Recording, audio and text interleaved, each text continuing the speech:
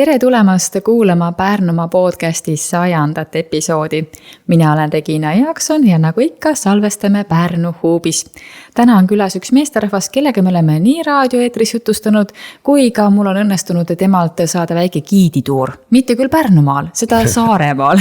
Tere tulemast, Aivar Ruukel. Tere, tere. Kunas sinus selline giidituhin algas, et mis hetkest sina giiditööd teed juba? Mul on isegi selle kohta niisugune standard vastus. Mitte, et ma praegult oleksin seda ette teadnud, aga see juhtus 91. aastal 18 või 19, ma võin eksida, see august. Ühesõnaga just siis, kui siis Eesti taasiseseisvus oli mul selline võimalus või tegelikult oli see natuke ka lihtsalt peale tulnud niisugune kohustus korraldada üks 3-päevane Eesti reis Rootsi noortele põllumeestele. Ma nimelt õppisin 91 aasta ise seal koolis ja siis oli selline reis siis augustis, kus kohas enne kui uus see kooliaasta algab, et kuhugi välja sõita.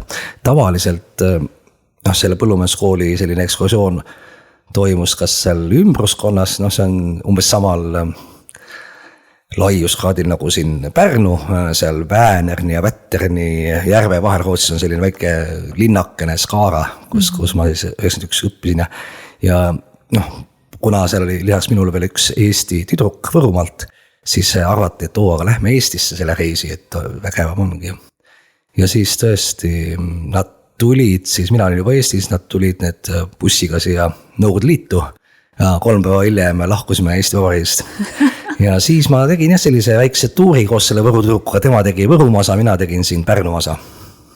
Ja sul on nii ägedalt see lugu veel meeles, et sa oled lugude jutustaja vist, mulle tundub. No see on ikka nagu niisugune huvitav hetk ju elus, kui sa oled mingi sellise ikkagi riigikorra muutumise ajal ise kuidagi nagu aktsioonis, sest nimelt kui nad sealt välja sõitsid Stockholmist, siis nad ei olnud ju nagu mingit interneti teel väga suhtlust või ma ei ütle, et internet ei olnud, oli, aga ta oli ikkagi väga üksikutel inimestel kasutusel. Mobiiltelefonid olid ka väga üksikutel inimestel, nii et mul helises talus köögis lauatelefon ja klassijuhataja helistab, nii me nüüd oleme siin terminalis 2 tunni pärast läheb laev ja et vaatame, et siin terminalisaalis telekates kantakse üle Moskvas Jeltsin seisab tanki peal, peab kõnet. Kas ikka on rahulik, et teile sinna tulla sinna Eestisse ja siis mina mis, et ei sellest midagi, ma teadsin juba seal äkki mingi päev või 2 varem ju hakkasid need särgid seal nii-öelda siis putš ja siis nad tulid üle, ega me midagi nende 3 päeval ei kogenudki erilist. Vist oligi teisel õhtul tõstsime šampuse klaase ja tähisime seda, et eks ju seal Toompeal, ma ei tea, ülemnõukogu siis võttis selle vastu, et Eesti on nüüd iseseisva riik ja aga siis oli see Võrumaa osa ja Võrumaalt siis sõitsime üle Tartu nagu Tallinnasse laeva peale ja see laev väljus, eks seal mingi, nagu ta praegultki väljub seal mingi, siis vist oli graafik nii, et me sõitsime päeval, nii et me jõudsime sinna õhtuse, ikkagi vist niimoodi välja kui praegu, mingi 4-5. Nii et Adavere tuuliku kohal, kes teab, see on seal Põltsamaa kandis või, tuli meile vastu see mingi 120 umbes soomusmasinast koosnev kolonn, kes läksid siis koju tagasi Pihkvasse, eks ju, oma sinna sõjaväeosasse ja tulid siis teletorni juurest. Me tulime selle väikse 25-kohalise bussiga nagu noored 18-25 aastased Rootsi poisid sees ja said siis näha seda Vene karu nagu, et nagu oma sellises tõelises nagu naturaalses olemuses. Siuke tore nagu sündmus. Mul tundub, et sinul on neid sündmuseid ja selliseid juhtumisi ja lugusid varrukast võtta nii, et meil vist tunni ajaga ka ei saaks ära räägitud kõike. No ei tea jah, eks nüüd mina ootan, et mismoodi sa ise seda juttu veeretad, et ma võin rääkida küll. ma ei kahtle selles. Kui me Saaremaal käisime ühe projekti raames ja sealt giidituuri tegid, siis ma küsisin su käest, mismoodi sul kõik need andmed pähe jäävad, et sa seda kõike niimoodi edasi annad, on ju. Ja siis see oli kuidagi nii loogiline vastus, aga seostada tuleb. Et lihtne ja loogiline on ju. Ja huvi peab olema. Ja Saaremaal on muidugi mõned väga ägedad kohad ja Kaali võib-olla, et ongi kõige ägedam. Kui ei ole vaja tegelikult muidugi mingisse järjekorda panna. Aga jah, seoses selle Saaremaa sõiduga, et see oli see Eesti-Läti nagu ühisprojekti seminar, et meil igal juhul see projekt, millest siis seal nagu jutt oli ja millest algus sai, et see nüüd kõvasti käib, nii et ma lähen siin juba nädala lõpus lähen Lätti Haraži arheoloogilises siis sellises pargis või ta on nagu teemapark Kauja rahvuspargis, kus on selline Järve küla, ma ei olegi senimaale käinud. Et seal nad hakkavad nüüd ühe puvaati ruhet ehitama ja siis augustis tulevad omakorda meile Torisse, kus on haabeehitus ja et me nagu tegutseme nüüd lätlastega koos selles samas ükses ühe puvaatide teemalises projektis. No räägi see projekt natuke lähemalt ka lahti palun. See on huvitav, sest et meil Soomalt on ju see suhteliselt hästi teada, et see ühe puvaatide ehitamine on nagu tänase päevani välja kandunud ja see on nagu mingi väike ime, et on olnud siis nagu inimeselt inimesele just see õpetus, et olid siis need 2 paadimeistrid, kes pärast sõda endale nagu noortemeestena ehitasid ühe pool otsikud. Ja kes nüüd siis 90-ndatel jälle meie põlvkonnale õpetasid, kui me ütlesid, et väga huvitavad paadid ja et nende paadide ehitamise oskust võiks edasi anda, siis me tegime 5 aastal selliseid laagreid. Ja nüüd me oleme jälle 30 aastat edasi, nii et nüüd ma olen ise, varsti olen samas eas nagu need 2 meistrit, Jaan Rahumaa ja Jüri Lükke, siis mulle see õpetasid, et minu nagu selline ütleme sellise elukaare osa on see, et kuidas neid noori mehi leida, kellele omakorda edasi seda asjad. Ja nüüd me oleme siis koos lätlastega. Lätlastel tal ei ole nagu säilinud see paadiehitus niimoodi elusena, aga seal paadiehitajaid on. Ja nemad on YouTube'ist nagu vaadanud, et kuidas võiks seda teha. Ja siis me käisime kuidagi muuseumeid mööda ka siin talvel nii siis Eestis kui Lätis üheskoos ja päris palju on isegi võib-olla arvuliselt isegi rohkem on niisuguseid ühe puvaate Läti muuseumites. Ehkki me praegult jõudsime Riias ja Jurmalas aga viimasena ta oli selline elav paadiehituskultuur just Ida-Lätis, et sinna pole veel jõudnudki, et see on veel ees. Aga jah, et ega üleüldse eestlastel ja lätlastel ju kultuuri osas on väga vähe erinevust, eriti kui ma mõtleme selle Põhja-Läti peale ja siis siin nii-öelda Lõuna-Eesti, kus ju ka Pärnu on, et peale keele nagu meid suurt midagi ei eristagi, et toit on sama ja ma ei tea, kõik nagu eluolu on ikkagi väga-väga sarnane. Ja samuti see jõgesid pidi liikumine on olnud 100 aastat tagasi veel ja muidugi varasematel aegadel üks ja sama. Aga räägides siis ühepuulootsikust Haabiast, kuidas sinu huvi ja kirg selle vastu algas? Eks ta algas ka kohe nii, kui me kolisime siia, et ma ei ole ju päris siin Pärnus või ütleme Soomaal sündinud, hoopis Viljandis sündisin, siis isa töö tõttu me elasime kõigepealt Tarmastus, eelkooli ja siis algkooli osa hoopis Harjumaale kolisime, sest isa sai sinna tööd ja siis kolisime siia, kui ma olin 12-aastane Tori-Õesusse, et sellest ajast ma olen siis siinkandis. Ja eks ma nägin neid ühepuupaate ju üsna varsti, niimoodi juhuslikult rohkem sai selline teadlik või tuli siis ikkagi, kui juba tekkis rahvuspark ja et kui ma enne olid ainult pisteliselt siin-seal silmand ja nagu eriti tähelepanu ei pööranud, siis nagu sain aru, et see on ju midagi väga nagu põnevat, et sellised paadid ja muidugi juba varem nõukogude lõpus, siin 86. aastal Mark Soosaar tegi sellise dokfilmi Halliste ja Aastaring ehk ühepuulootsik ja seal seesama Jaan Rahumaa, see paadimeister siis legendaarne, tema oli seal peaosas, et nad siis ehitas siis paati, Mark filmis seda kõike ja seda, kui see nüüd nagu teleekraanil ikkagi jooksis, ikka sattus seda vaatama, siis järjest kinnistus see mõte, et ise oleks ikka vaja selline paat teha. Nii et see paras hetk oli siis, kui Rahvuspargiga koos ja Eestimaa Loodusfondiga, kes oli siis Rahvuspargi nagu looja või ütleme, kaitse-eeskirjade tegija ja sellise eeltöö inventuuride tegija, siis nemad ka oma soovitust, et seda ühe paati kursuse võiks teha ja me siis kahekesi seal koos Robert Otienniga, kes tollal oli Elfi Loodusfondis tegevjuht ja siis Kaja oli Lender ja Tõnu Kütiga, kes olid Rahvuspargis 2 ainsat töötajat tol hetkel. Plaanisime selliseid laared ja 5 suvel need laared siis tõesti toimusidki minu siis ema-isa talus Saarisos. Nii et viimase laagri lõpus siis kahjuks seesama Jaan Rahumaa nagu jõulude ajal matsime maha ja siis teine paadimeister samast külast, sama vana mees Jüri Lükk, tema ütles, et kuule, jätame järgmise aasta nagu vahele. Et kuidagi üksinda ei tahagi tulla, kuidagi kurbeni. Ja siis paraku sellel ülejärgmisel suvel ei olnud ka teda enam, et siis selgus, et see sama meie seltskond, keda ei olnudki tegelikult enam nii vähe selle 5 aasta, eks ju, laagrite jooksul olid ju sealt läbi käinud inimesed ja mõnedele on see jäänud see paadiehitus nagu rohkem külge ja need meil on, täna me loeme kokku, et mingi 5 või 6 või võib-olla 7. Võt seda raske seda piiri tõmmata, et kus kohas on siis nagu selline meister. Et üks asi on kindlasti see, et kui ühe paadi oled teinud, siis võib-olla veel ei ole. Et kui oled juba mitu teinud ja suudad seda nagu edasi anda, siis oled. Ja kogu see see nüüd liitumine UNESCO vaimse pärandi nimistuga ja eks see on kõik andnud nagu kindlust, et küllap see ühepuulootsik ikkagi ujub nendel Pärnu jõgikonna jõgedel veel ilusti.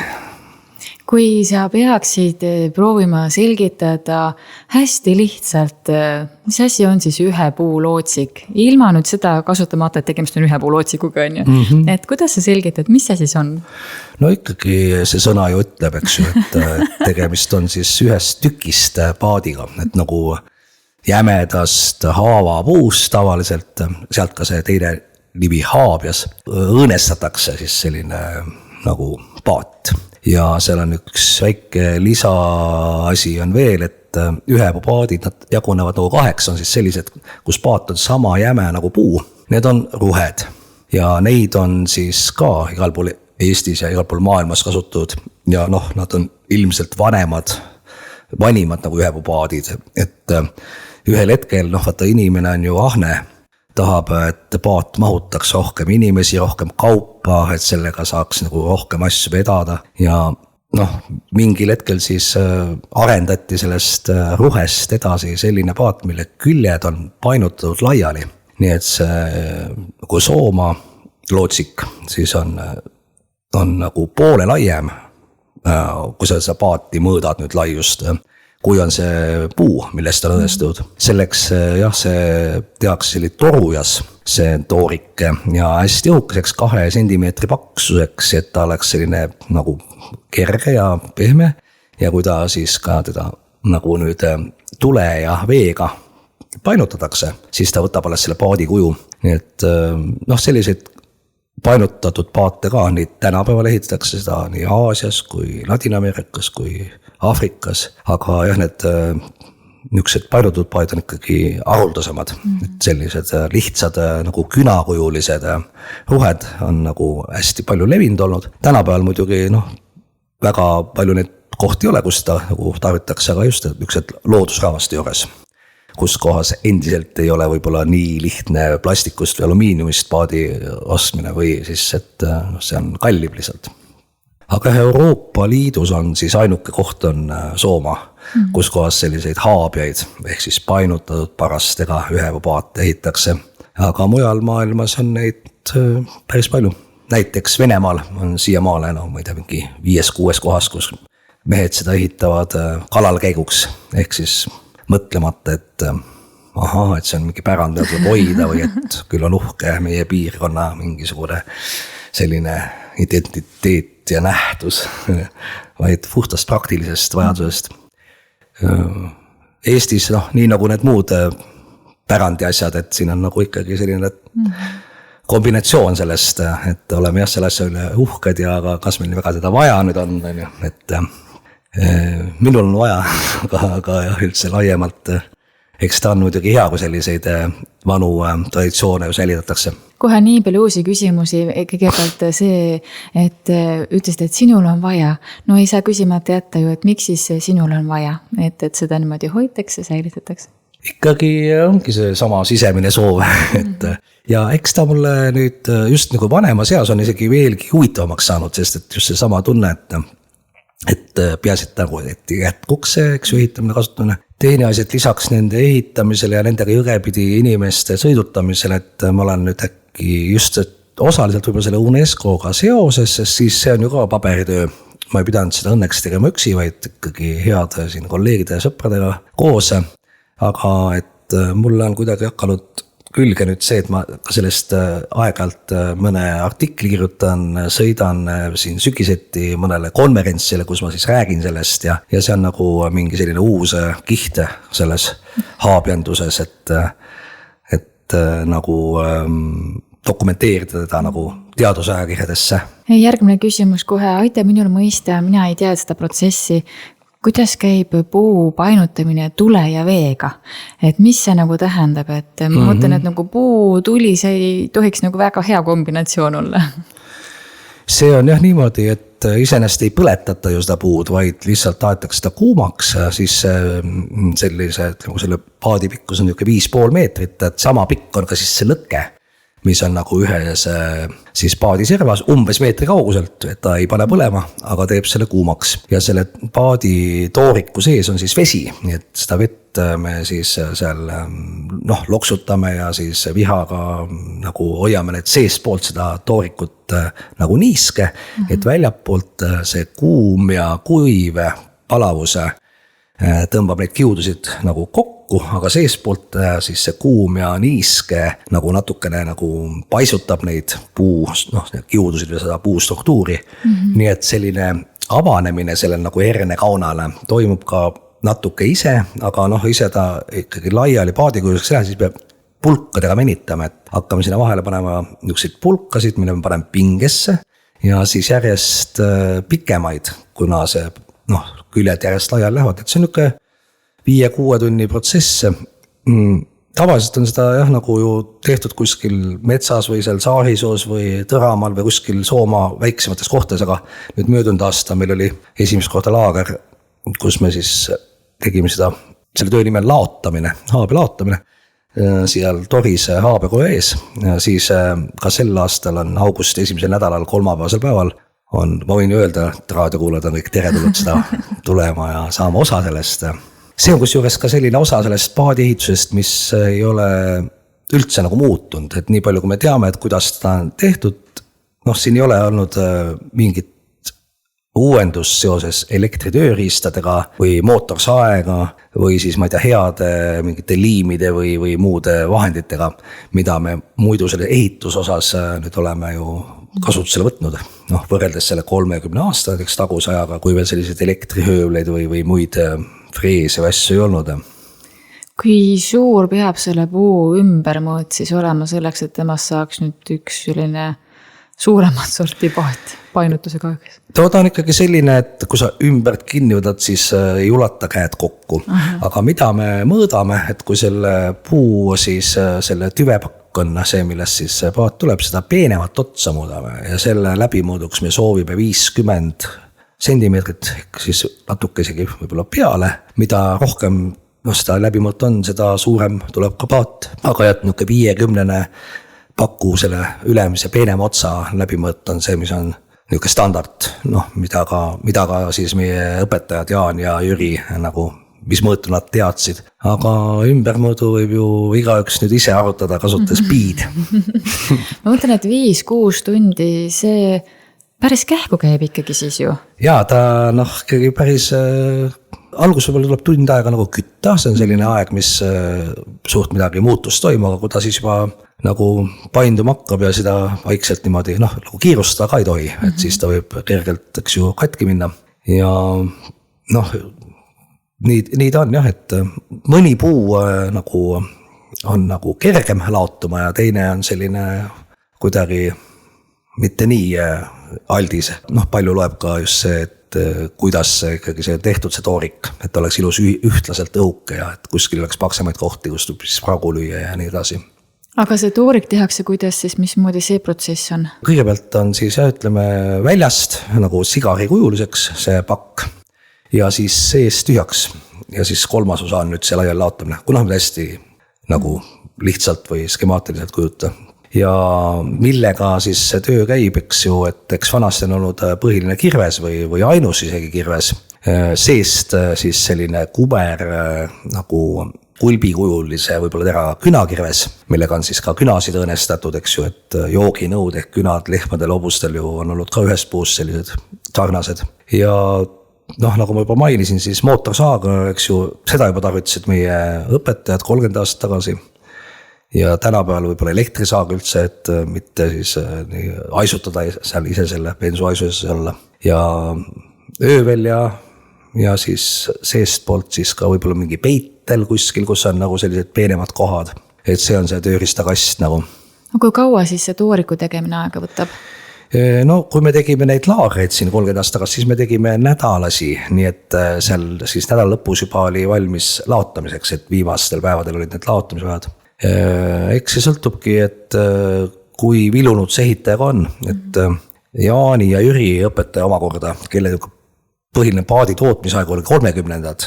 Tema on siin andnud 66. aastal Valdo Pandile ühe intervjuu raadios, kus Valdo siis muu hulgas küsib, et mitu ta ühe suvega on teinud ja siis ta küsib ka seda, et palju see aega võtab ja minu arust see ikka väga, väga palju, 30 paati, ütleb see paadimeester Oolep ja Aleksi seal vastuks ja miks ta peaks mingit valejuttu raadios, eks ju, rääkima, nii et ju see on tõsi.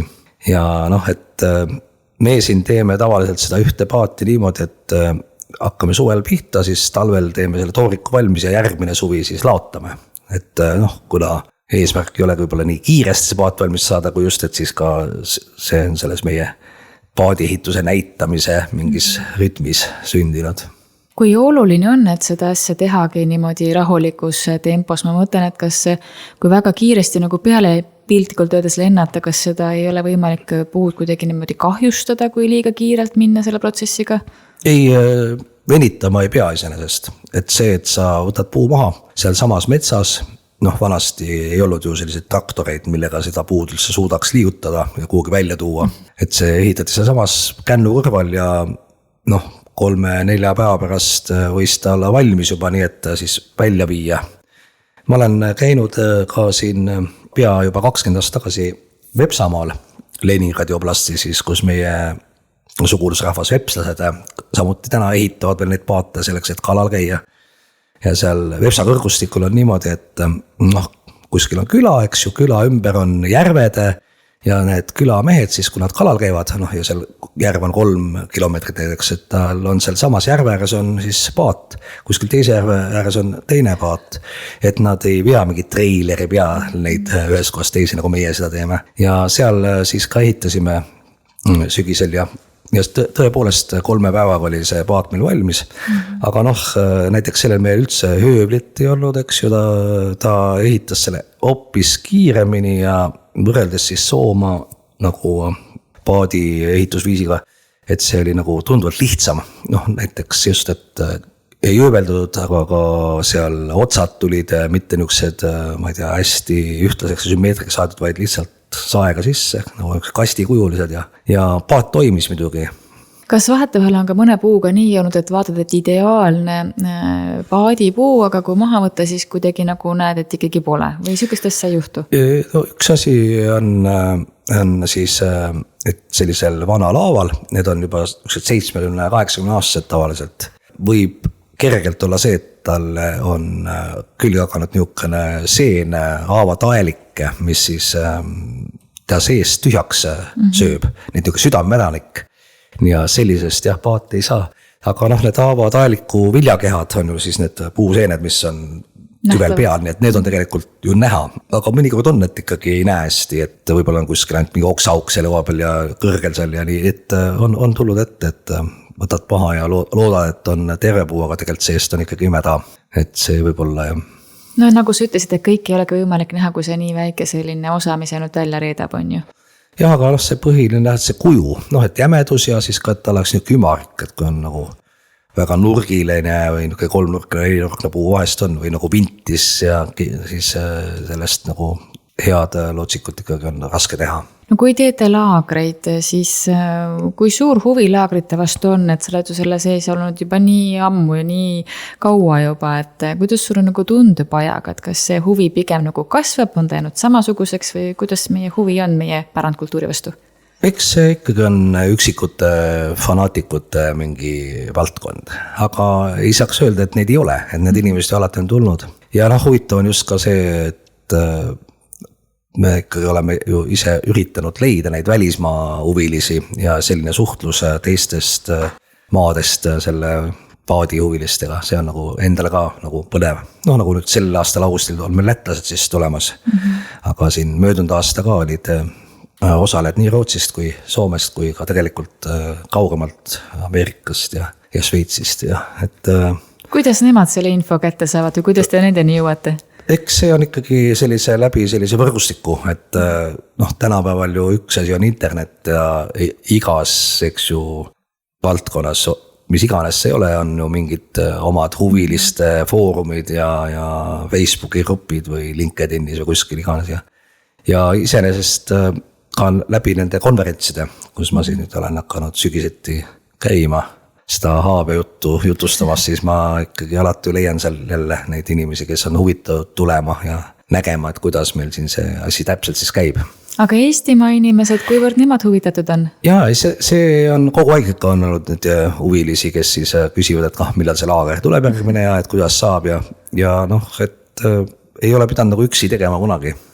Minu jaoks on hästi huvitav, et alles hiljuti jagas üks mu tuttav nooruspõlvest ja keda ma mõtlesin, et tema ei ole üldse seda tüüpi inimene, Hurmet, jagas, et oi, et näed, et paadiehitus. Ma mõtlesin, vau, et kes jõuavad paadiehituseni, et on seal ka mingit ühtset joont nii-öelda? See Hurmet siis ka ehitas ise seal paadi ja tema näiteks nüüd on üks, kes on ju ühe paadi teinud ja kui ma siin just räägin konverentsidest, siis ta tegi ka ühe oma lõputöö just sellest samast haabja siis kogukonnast või et kuidas see on nagu siin kujunenud ja arenenud ja nii, et ilmselt sel sügisel me oleme samal konverentsil koos rääkimas oma lugusid. Aga mis sa küsisidki, et kes need inimesed on või? Jah, et kas neil on ka mingi ühtne joon, kes nagu tulevad? Ma arvan, et see on erinev, et millest kellegil see huvi nii siis sügavamaks saab, et temast nüüd rääkides, siis ta lapsepõlves juba sõitis haabjaga seal Kanaküla kandis ja siis tema isa tellis selle sealt samalt Rahumäe Jaanilt ja nii, et siin on nagu selline seos, nii et ju ta siis nüüd jõudis selle enda haabja ehitumiseni. Kui mitu haabjat sina ise ehitanud oled? No võt ongi raske öelda, et kuna ma ei ole ju need vist äkki ühe olen nagu teinud niimoodi, et nagu täiesti üksi, et enamasti ikkagi kellega koos või siis alguses koos nende meistritega, ka isaga need 5 aastat, kui me need laagrid olid alati, me tegime ju koos seda paati ja nüüd ka siis samamoodi, aga ma arvan, et see number on kuskil 15 kandis, et siis peaks tegelikult ikkagi kokku lugema, siis oleks järgmine kord hea vastata täpsemalt. Aga mäletad sa ka enda esimese paadi ehitust või selle nagu valmis saamist, et mis tunne see siis nagu oli? Ja ikka, see oligi ju see esimene laager 96. aastal, et nüüd suvel saab siis 30 aastat või praegu ongi siis 30 aastat. Tõsi, me läksime siis ka temaga veel ju järgmine kevad, nii et eks see, et see paat saab laotatud, see on juba suur selline eduelamus, et ta ei näe läinudki katki, vaid ongi paadi kujul, aga siis ta pannakse kuivama mingiks ajaks. Ja siis asetatakse ka kaared, nende kaarte jaoks tuleb otsida ka toorikud, mis on siis sellised kõverad, siin Soomal on levinud kõverkuusk, kus on siis üks osa sellest kaarest on kuuse selline kännu tüve osa ja teine osa on siis kuuse juur, et kui sa kujud ette, vaata kuusel on juured on hästi maapinna peal, et seal on selline looduslik nagu U-täht või kõverik olemas. Võt sellist materjali on siis vaja kaarte jaoks, selle kõik leidmine õiges need suurused ja ühesõnaga, et tavaliselt on nii, et kuskil tuule lahedas kohas ta selle pärast ehitust kuni järgmine talv siis need kaared sisse saab. Vanasti istmeid ei pandud statsionaarselt, nüüd me paneme ka istmed sinna kaarte juurde, et enamasti ju käime matkal sellega. Et kui vanasti tehti selliseid lühemaid nagu mingisuguseid tarvilikke sõite, siis peamiselt sõeti püsti. Taga siis otsas nagu kondliga, nagu pika mõlaga ja näiteks see oli siis lootsik oli täis piimanõusid ja läksid meie järele, siis tõid tühjad nõud tagasi. Või siis, ma ei tea, heina veeti ja lapsi veeti kooli ja koolist koju ja et istuti näiteks, kui kalale mindi, aga siis pandi lihtsalt üks niisama lahtine laud või midagi niukest istumise alla sinna, et oleks mõnus. Aga meie jah, kuna me palju ju kasutame neid niisugusel pikematel matkadel, siis me paneme kohe ka istmed sisse. See on ka üks muutus, mis on nüüd selle 30 aastaga tulnud. See tunne, kuidas oli? See tunne oli ikkagi tore, jah. See oli ka rõõmus hetk. See tunne oli tore. Aga vähemalt oli see tunne ära kirjeldatud, nii et väga äge aitäh sulle. Eks see protsess on nagu selline, nagu hingele kuidagi sellist erilist sellist tunnet pakkuv kõik, et vaata kui koos see ehitatakse niimoodi ja kõik need jutud sinna juurde. Nii et ma arvan, et see, et ta nüüd valmis saab ja ta nüüd veel läheb, see on ka nagu oluline hetk, aga ma ei tähtsustaks üle seda võrreldes kogu selle terve selle ehituse ja selle teema juures olemisega. Et sellel juhul on hästi oluline just see teekond nii-öelda, see teekond, kuidas ta valmis saab nii-öelda. Ja eks see just, et nüüd on nende suheldud ikkagi päris palju igaste muudes maades ka selle paadikultuuri, või ütleme, osaliselt on ta ju ikkagi just siis arheoloogid ja siis muuseumid ja ütleme selline nagu tagantjärgi, aga see on ka põnev, et kuidas samas Lätis või Soomes näiteks, eks ju, on viljad ja nii ka Soomes on neid ehitajaid, kes võtavad nüüd siis kätte, vaatavad erinevaid allikaid ja videosid ja siis teevad selle paadi lihtsalt ilma, et nad selle võtaksid siis otse kogemusena mingi meistriga suheldes, eks ju. Nii et kes puutööd armastab ja võib-olla just ka paadi ehitusega tegeleb, siis kas ühe paadi tegemine ei olegi nii nagu keeruline, eks ju, sellisele kogenud puude inimesele. No samas sa teed nii õige asja välja, et üks asi on see, et sa saad tõesti läbi interneti seda teha, aga see valmimise protsess ja need jutud sinna kõrvale, see õlg-õla kõrval olemine, et see on hoopis midagi muud kui see YouTube'i video nii-öelda. Nii on, jah. Aga rääkides nüüd ühe puu lootsikutest ja sellest, kuidas me ka neid reaalses elus näeme, ma arvan, et väga paljud ei ole nendega sõitnud, väga paljud veel ei ole jõudnud selleni, et võiks tulla näiteks ka mõnele matkale on ju, aga näha on olnud meil suuremal osal võimalik neid, vähemalt siis, kui on olnud Tere Pärnu suvi on ju, et kuidas tänavu lood on?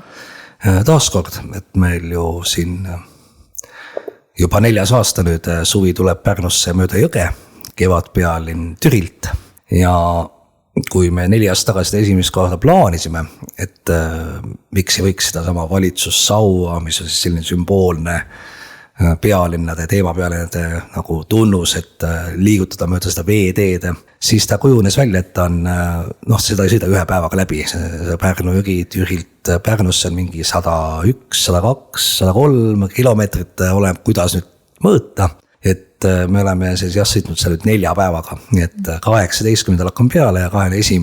siis, kui on siis suve avamine, eks siis jõuame Pärnusse ja ka sellel aastal siis samamoodi. Seal saab osaleda, aga samas saab sõita Aabiaga nüüd ka see suvi ükskõik, mis päeval kolmapäevast pühapäevani Toris.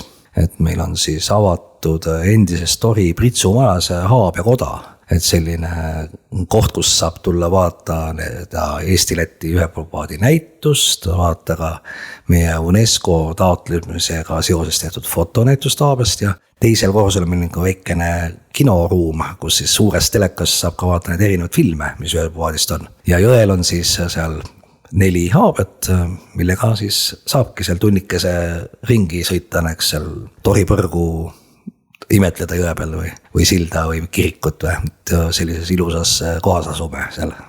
No selleni jõuame ka uuesti veel, enne veel korraks küsin selle teekonna peale, mis nüüd on Ja, siis, kui Sau tuleb Pärnusse, et ma mäletan, et eelnevatel aastatel on olnud ka sellised väiksed loengud vahepeal, saab ka nagu nendest osa saada, kuidas nendega see aasta lood on? See aasta on ka, aga on ainult üks selline loeng ja see on siis 19. juuni õhtul kell 6 Piesta Kuusikaru talus, mis on siis Kullimaal Vihtrast siia Tori poole ja seal siis kella 6 on loeng Pärnu jõgikonna kaladest ja et kuidas neil kaladel praegult, kuidas olukord on, et teatavasti siin kalamehed eriti teavad seda paremini, et olukord on üldse halb, et kalad liiguvad paremini pärast seda, kui see Sindi paisu siin eemaldamisega on tekkinud nagu neil ülesse poole, siis lihtsam selline liikumise viis ja siis Meelis Tambets, üks kalateadlane, kes on siis eluaeg tegelenud kalade uurimisega Eesti sisevetes ja merel, tema siis tuleb ja peab sellise tunnise, pooletunnise loengu. Kõik on sinna teretulnud, see loeng on tasuta ja töötab ka seal kohvik selles Piesta talus.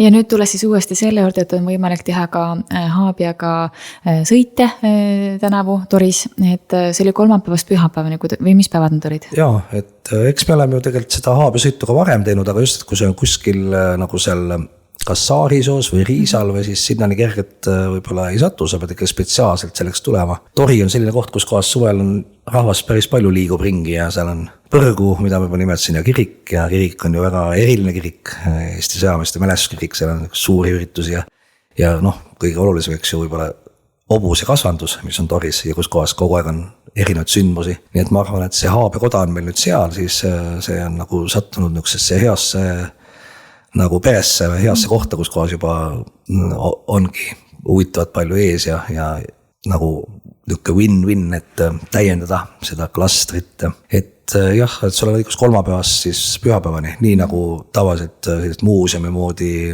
kohad töötavad. Ja siis keskpäevast kella 6-ni, et võib tulla. Aga järgmine laager, millal on plaanis? On augusti esimene nädal, äkki see algab vist 3. augustiga või midagi sellist ja siis esmaspäeval me seal koguneme ja teeme nagu algust sellega. Ka seal on õhtuti sellised loengu moodi juturingid ja see mul on praegult on veel see kava täpsustamisel, et kes seal räägib. Aga et siis töötame nagu mitme erineva paadi kallal, et ühte alustame nullist, mis on siis koore mahavõtmine ja selle paku ühelt ja teiselt poolt keerutamine, takseerimine ja otsustamine, et kuhu see põhi tuleb ja kõik see. Ja siis see väliskuju ehk siis sigarikujuliseks voolimine. Ja siis järgmine päev juba loodetavasti on ka ilus ilm, et siis laotame, eks ju selle tulega teeme laialestust, aga mitte selle sama siis tüvega, mida me ühel päeval alustame, vaid mingi, mis meil on juba sellises faasis. Ja lisanipp on siin see, et seda toorikut, mis on nagu toru, siis enne seda tulega laialiajamist me peame vee sees hoidma, et ma uputan ta tavaliselt mingi nädalaks jõepõhja ära, et siis ta tõmbab selle niiskuja sisse ja lihtsamini nagu läheb ilusti paadikujuliseks. Ja siis juba edasi siis on selline töö järgmine osa, kus siis need sama kaarte tegemine ja paadi viimistlemine, milline ta siis saab olema nagu valmis kujul, et ühesõnaga saab nagu näha kogu selle ehitusprotsessi ära niisuguse lühikese intensiive kursuse näol. No igatahes kindlasti tasub huvilistel tulla. Ma jäin mõtlema sinu jutu taustal, et kui öeldakse Soomaa, siis enne kõike tuledki sina silme ette inimestele. Sa oled nagu kõige rohkem see, kes jagab seal seda 5. aasta ja infot ja kõike selliseid nagu heas mõttes turismi teemasid, eks ju? No eks ma olen ka see inimene võib-olla, kes seal kõige kauem on seda giiditööd teinud. Et tagasi selle 91. aasta juurde, siis sealt juba järgmine aasta me koos emaga tegimegi sellise liigutuse, et kuna Sakus talunike keskliidu juures ilmus esimene turismitalude kataloog ja nad levitasid seda infot ja ka minu see Rootsis elamise aasta oli, ma olin nagu siis lähetatud sinna talunike liidu poolt. Mul oli nendega siis side ja siis nad ütlesid, et kas tahate ka panna, kellel tal on suur maja ja siis 2 tuba nagu turistidele välja rentimiseks. Nii et sealt ma nagu sattusin võib-olla sellesse nagu turismi tegevusse tegelikult. Nii et õige varsti siis tulid seal need rahvakoosolekud ja teavitusüritused, kus kohas rahvuspargist hakati rääkima, nii et sealt siis tekkisid igast mõtted, et võiks ju matku teha mööda jõgesid ja esimeste kanuude siis ost ja selle jõematkade korraldamine.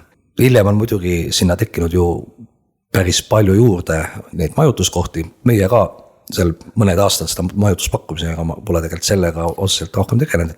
Matkakorralduse juurde olen jäänudki. Ja tõesti, eks siis see on see põhjus ka, et ma olen ikka alati sellest siis teada andnud, et mis parasjagu käib. Võib-olla viimasel ajal isegi on see kuidagi vähemaks jäänud, aga selle võrra on jälle siis teised igasugused kolleegid, kes ka ju tegelevad turundusega, nii et ma arvan, et Soomaa on ikka endiselt Eesti turismikaardil. Muidugi on, ega muidu see täna siin ei oleks ju, on ju. No ma ei tea, kas ma siin selle pärast olen. No ikka, mulle meeldib tuua esile meie ilusaid kohti ja ägedaid inimesi, kes jagavad ka tausta selle koha kohta.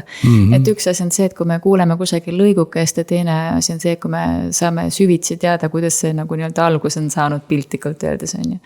Et see on nagu hästi äge, kui niimoodi jagatakse enda teadmisi. Soomaa on ju eelkõige just tuntud ka selle rahvuspargi staatusele. Et eks loodus võiks seal ju loodetavasti olla suhteliselt sarnane. No ta ei oleks muidugi sarnane, kui ei oleks tehtud kaitsela. Sest et 30 aastat on see olnud kaitsela, see tähendab ka, et loodusväärtused on ikkagi veidi paremini seal säilinud kui kuskil mujal. Ka võib-olla need paate võiks ju seal ehitada ja niimoodi ja kõik see muu oleks sarnane, aga rahvuspark annab sellele ikkagi mingi sellise tähenduse ja see on ka üleilmselt arusaadav, et kui on rahvuspark, siis on midagi väärtuslikku, mida tasub ka külastajal tulla sinna siis imetlema. Ja mis siis seda rahvuspargi puudutab, siis just üks asi võib-olla, mis see aasta on eriline, et jõuludeks valmis uus ekspositsioon rahvuspargi keskuses. Ma ei tea, kas sa oled jõudnud juba külastada? Ei ole, nii et väga äge, et sa rääkisid, aitäh. Ja, et see on nagu tunduvalt suurem äkki võrreldes selle eelmise ekspositsiooniga, mis oli siis kuskilt sealt 2000. aastast ehk veerand sajandit peaaegu. On ta nagu tunduvalt suurem ja niisugune tänapäevast igasuguste selliste võimalustega, eks ju, ja niisugune, kuidas öelda, meelelahutuslikum ja üldse ma olen seal nüüd äkki mingi 3-4 korda käinud, aga kunagi ei ole olnud nagu väga palju aega, et ma olen seda nagu näinud ühest osast, teist osast. Et see tervik on endiselt tahab veel nagu süvenemist. Aga klientidelt olen palju kiidusõnu kuulnud, et meeldib neile seal nagu nüüd. Kui sa mõtled Soomaa peale ja selle peale, et sa oled sellega nii pikalt olnud seotud, siis mis on need esimesed 3 märksõna, mida sa ütleksid nagu täiesti nagu eksprompt nii-öelda puusalt, kui sa mõtled Soomaa peale, et mis on nagu nii-öelda sinu Soomaa? Sood